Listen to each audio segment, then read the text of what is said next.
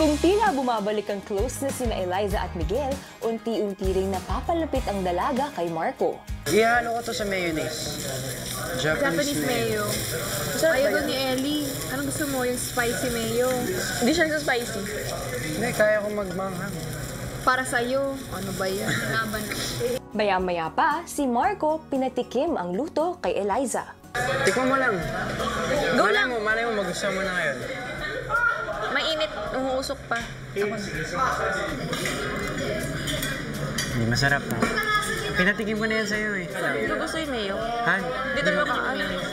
Kaya nga. Pero masarap.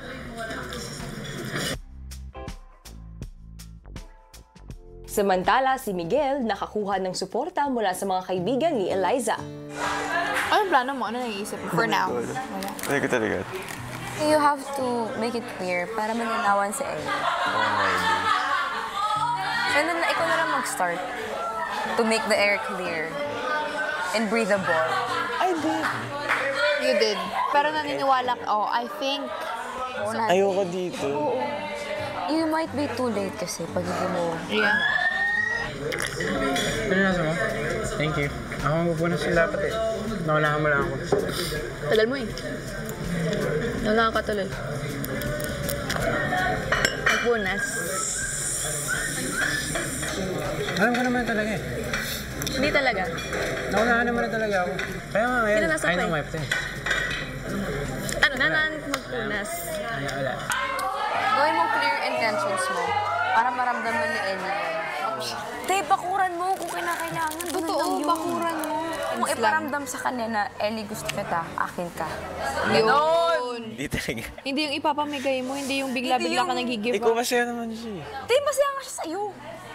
Gusto lang niya na makuha yung mga tatanggapin doon sa'yo. Eh, hindi ko ba kaya yan? Hindi kasi ako ganun tao. That's why you have to answer. I'm not sure. Think of You have us, bro. Gago tayo ng tactics. Hindi talaga. Team Miggy kami dito. Okay. Favorite niyang flower rose. Tapos mahilig yun sa cookies. Sige na, mag-bake lang ako.